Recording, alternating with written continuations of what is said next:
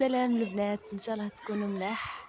جيتكم فيديو جديد تحلية أفاني بمقادير بسيطة وغير مكلفة، تقدروا تعتمدوها في رمضان وتابعوني. عندي هنايا ثلثين من الكاس الحليب، يعني الكاس قسمته على 3 أجزاء وديت منه 2. كذلك الكريم شانتي، وعندي هنا مغرفة كبيرة من الفلو أفاني. ونروح نجيب الروبو ونطلع الكريمة تاعنا بالروبو. هنا الكريمة لازم انها تكون متماسكة وتكون شادة روحها،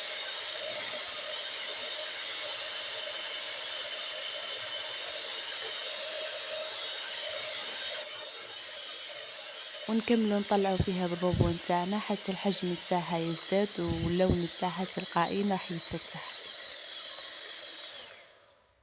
شوفوا كيفاه جات شادة روحها.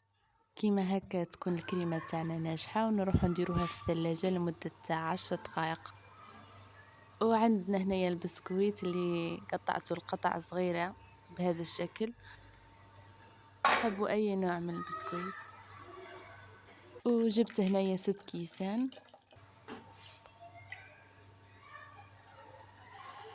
وندير هنايا البسكويت في الكيسان. انا حطيت في كل كيس 3 مغارف من الكبار من البسكويت. المهم انه يكون الكيسات كامل نفس العبر.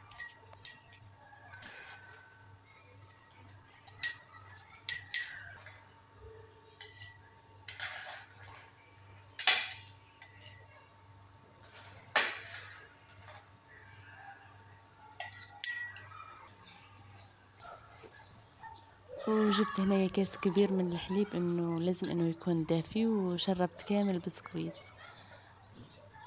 هنا لازم نشربوا البسكويت نتاعنا بالحليب، نشربوه مليح مليح.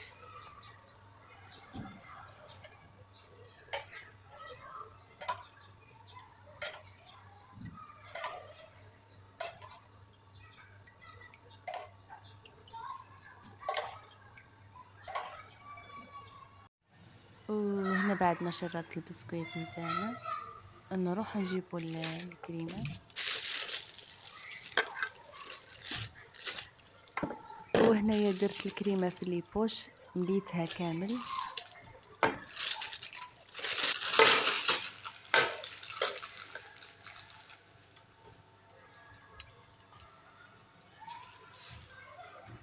هكذا.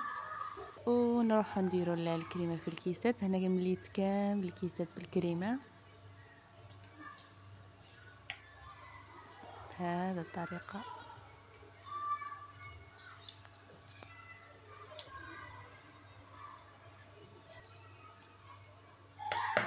وانتم راكم تفرجوا، تديروا لي اشتراك وديروا لي جيم باش يطلع لكم كل فيديو جديد. وهنا بعد ما مليت كامل الكيسات نتاعنا نروحو نخدمو كريمة الكراميل. درت هنايا نص كاس سكر على نار هادية ومع التحريك المستمر.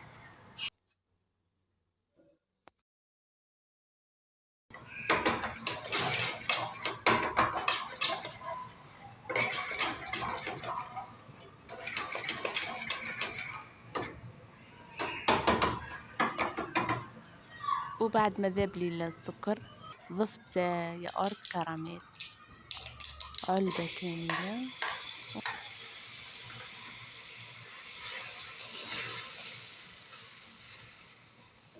ونستمر ونخلطوهم حتى يذوب بالياقورت.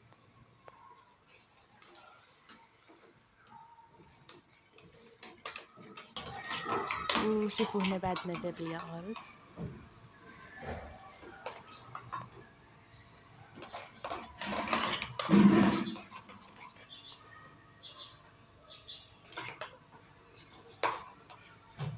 وهنايا كنت حطيت الكيسات نتاعنا في الثلاجة. بعد ما كملت الكريمة خرجتهم. وهنايا ملست كامل واجهة الكريمة بنفس الطريقة في كامل الكيسان.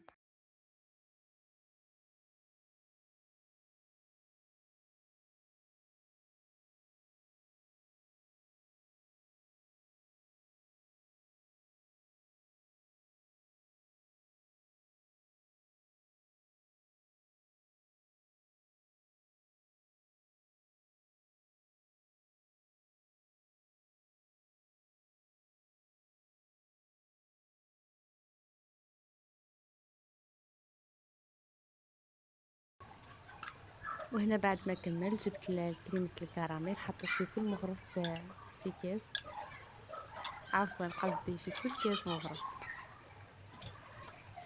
وهنايا مشيت كامل الكريمة في أطراف الكاس.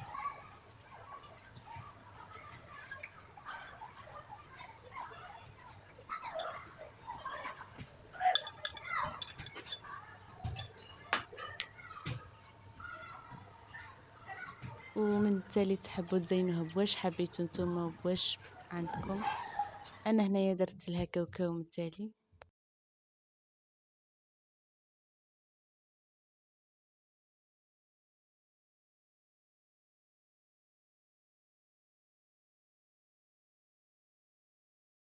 وهنا بعد ما كملت كامل الكيسان حطيتهم في الثلاجة.